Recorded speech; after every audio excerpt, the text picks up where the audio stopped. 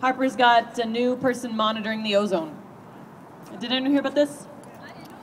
It's not to offend IT people, but he's basically assigned an IT person to monitor the data on ozone depletion. Which there's scientists all over the world saying that's ridiculous. You know, it's the 25th anniversary of the Montreal Accord or whatever it was, proclamation, saying we can't lose the ozone. Let's do something about it. So on the 25th anniversary of that, we are seeing an IT guy be assigned to monitor the ozone for us. So that's a little concerning. I thought I'd share that to start us off.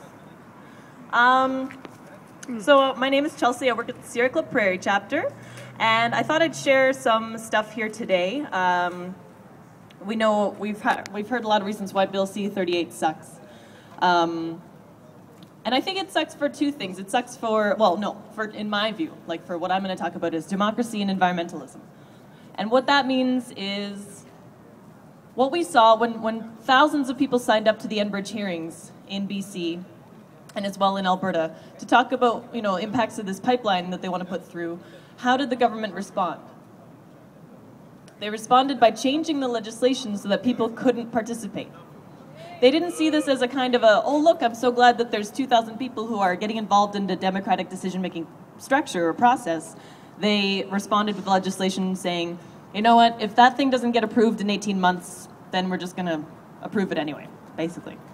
So, you know, what we're seeing there is both impacts on the environment, but there's also, when you squeeze people out of public decision-making, you know, it's a bit of both. I think that those thousands of people who have signed up have something legitimate to say. They want to talk about the salmon spawns in the streams, the pipelines due to cross hundreds of really important critical ecosystem areas in BC. So I think that that's a shame, and I'm pretty angry about that. But I wanted to say some good news for once.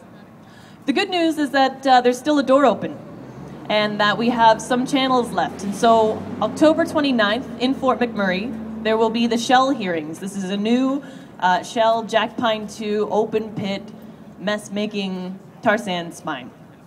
And they want to make it, they want to do it, and even by Shell's own admissions, they said under the new changes to Alberta's regulations that they wouldn't stay within the emissions targets. So they even say, we can't do this within your new framework. How do you think the government's going to respond? You think they're going to turn down the project, or they're going to change their own legislation? I'm a bit worried. So what we can do, what all of you, I want you all to do, is that we still have some tiny doors open left for participation, so we have to use them while we can. And that is to say that you can submit a written comment to the panel outlining your concerns, whether it's about cumulative impacts, whether it's about water withdrawals, whether it's about another giant tailings dam. Did you know that currently there's no publicly disclosed information on the plans of if tailings dams breach?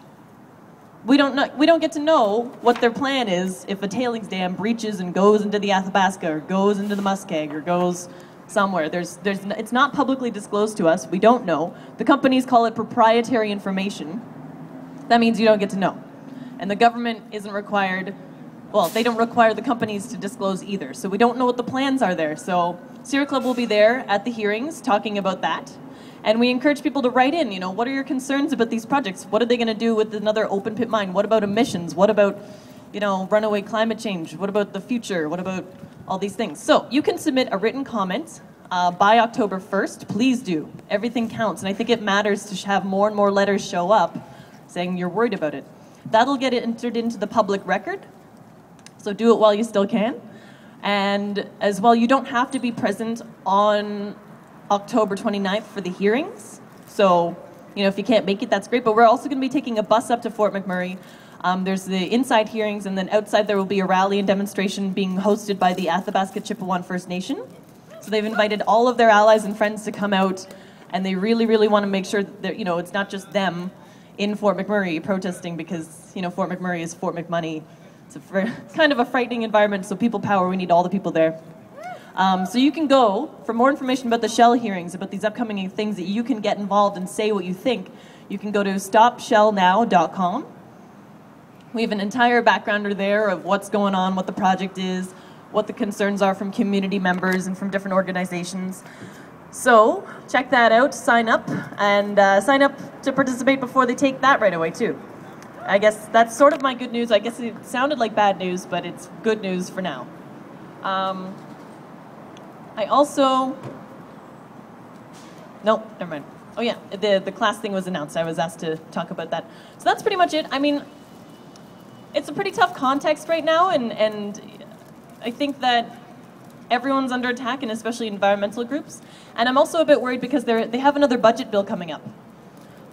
They have the sort of budget round 2, and people are already calling it Omnibus 2, because we don't know what they're going to pack in there, but they don't really like debate. So let's keep watching what the new developments are, and please get involved in the Shell campaign, because we want this one to be, you know, the biggest one yet. We want to see the most amount of people signing up saying that they're concerned, because that also sends a message to the government, to the companies, that people are watching.